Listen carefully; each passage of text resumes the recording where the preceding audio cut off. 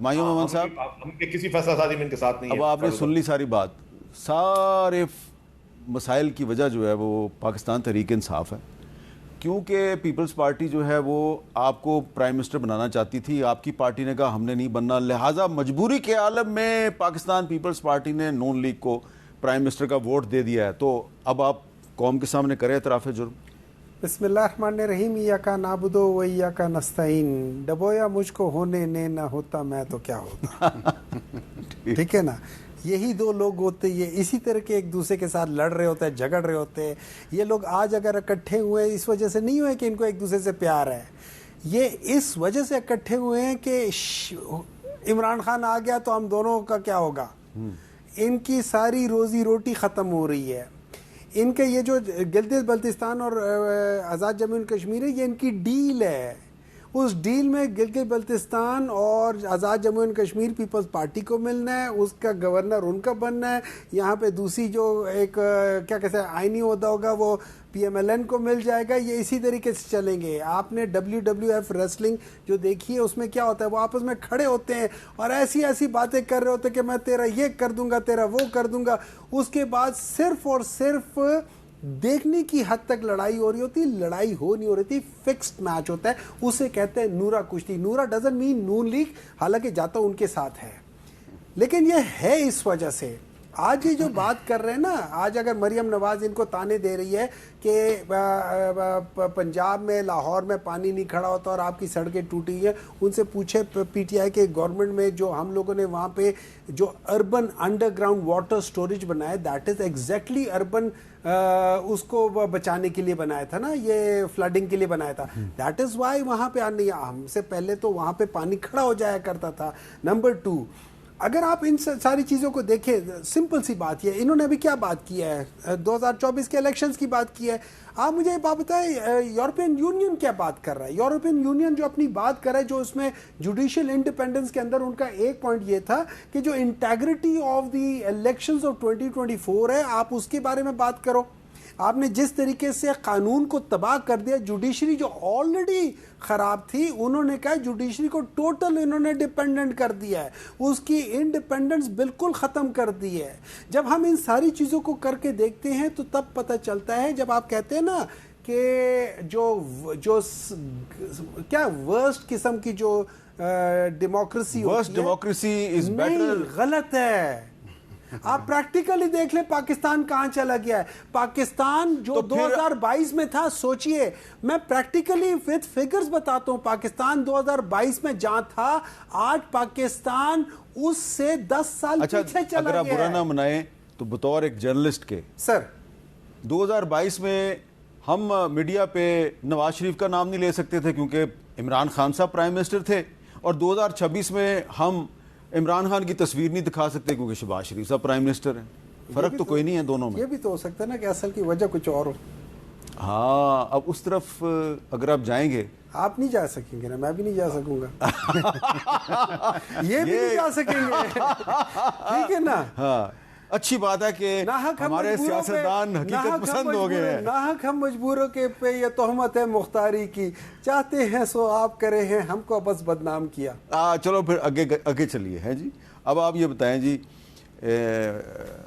عقیل ملک صاحب, کہ ان کے خیال میں یہ نورا کشتی ہے, بہت سے لوگوں کے خیال میں یہ نورا کشتی, یہ کیا پاکستان کے عوام کے ساتھ زیادتی نہیں ہے کہ آپ لوگ ایک دوسرے کے ساتھ پارٹنرشپ بھی کر رہے ہیں اور جلسوں میں ایک دوسرے پہ تنقید بھی کر رہے ہیں نام لے لے کے؟ کیا اس طرح پاکستان میں سیاست سے لوگوں کا اعتماد نہیں اٹھ جائے گا؟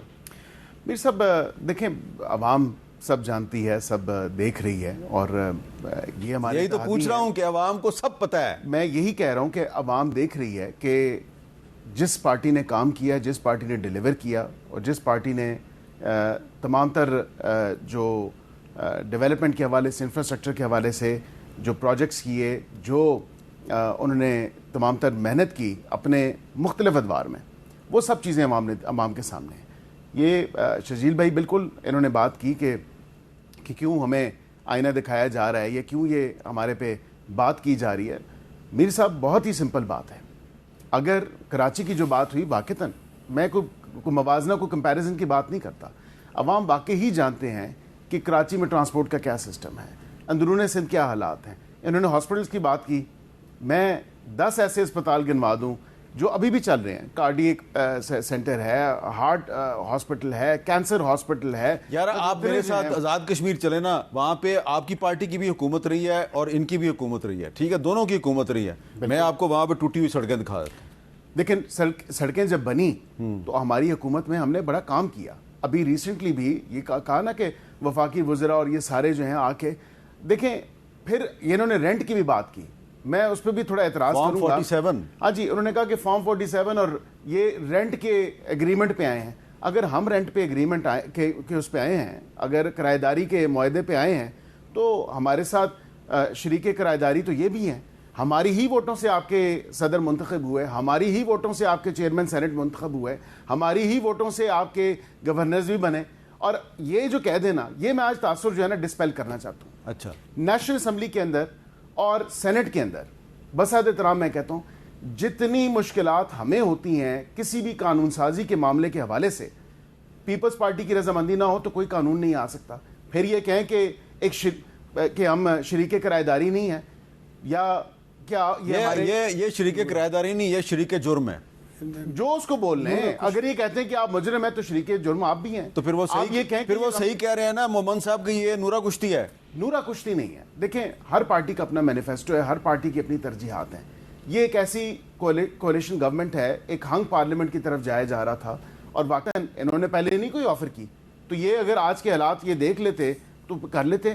ہم بھی کوئی شوق سے تو نہیں ہیں. اچھا, اب میں شرجیل بھائی سے بات کر لوں. شرجیل صاحب, آزاد کشمیر میں جو حکومت ہے اس وقت دونوں پارٹیوں کی ہے, لیکن وزیر اعظم فیصل ممتاز راٹھور صاحب جو ہیں وہ پرائم منسٹر ہیں, ان کا تعلق پیپلز پارٹی سے ہے. جب وہ وزیر اعظم بننے سے پہلے چودھری انوار کی حکومت میں وزیر بلدیات تھے, تو ہم نے ان کو اپنے شو میں بلایا تھا. اور اس وقت جو صورتحال ہے اس وقت آزاد کشمیر کی, کہ وہاں پہ جو مطالبات کیے جا رہے ہیں, تو ان مطالبات پر اس وقت مسلم لیگ نون اور پیپلز پارٹی نے مل کر وہ ایک جو ایکشن کمیٹی ہے اس کے ساتھ ایک معاہدہ کیا تھا.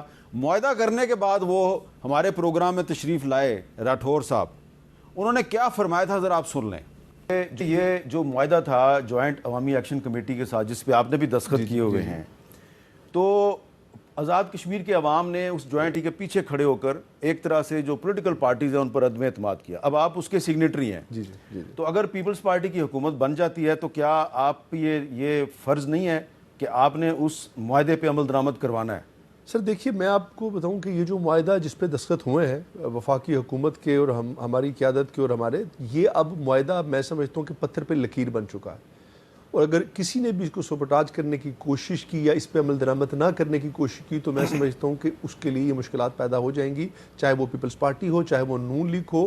بلکہ میں یہ سمجھتا ہوں کہ صرف ہماری نہیں بلکہ وفاقی حکومت کی, مسلم لیگ نون کی, ہم سب کی یہ ذمہ داری بنتی ہے کہ ان تمام معاملات کو جو طے کیے گئے ہیں اس پہ عمل درآمد کرانے کے لیے ہم پورا بھرپور اپنا کردار ادا کریں. چونکہ اس فیصلے اور معاہدے کے پیچھے ایک بہت بڑی عوامی قوت شامل ہے, اور اس فیصلے پر دستخط ہونے سے پہلے اس کو پرائم منسٹر پاکستان کی اپروول کے بعد اس کو سائن کیا گیا. تو شرجیل بھائی, پرائم منسٹر آف پاکستان کی بھی اپروول ہے, اور اس وقت جو پرائم منسٹر ہے آزاد کشمیر کا پیپلز پارٹی کا, وہ بھی سگنیٹری ہے. دونوں پارٹیاں ذمہ دار ہیں صورتحال کی, لیکن الزام ایک دوسرے پہ لگا رہی ہیں. یہ عوام کے ساتھ زیادتی نہیں ہے؟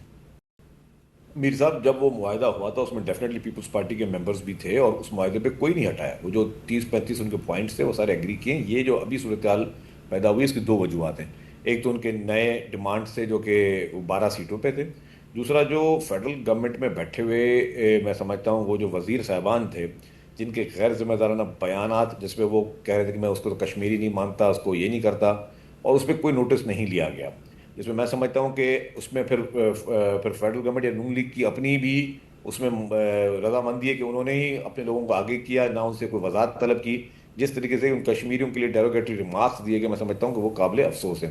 دوسری بات میر صاحب, ایک چیز میں نے سوال کیا, اس کا جواب نہیں دیا بیرسٹر صاحب نے, باقی چیزوں کا دیا جواب. میں نے کہا کہ جی جو اس وقت الیکشن, اور خود میرے خیال سے لیجسلیٹر ہیں تو سمجھتے بھی ہوں گے کہ الیکشن کمیشن کی قانون کی جس طرح دھجیاں اڑائی جا رہی ہیں, وفاقی وزراء وہاں کر کیا رہے ہیں, اور کس حیثیت سے نون لیگ کی قیادت کے یہ اعلان ڈیورنگ الیکشن کیمپین کے کل سے ہم بسیں چلانا شروع کر رہے ہیں یہاں پہ, کیا یہ الیکشن کمیشن کے قانون کی دھجیاں یہ فیڈرل گورنمنٹ نہیں اڑا رہی ہے؟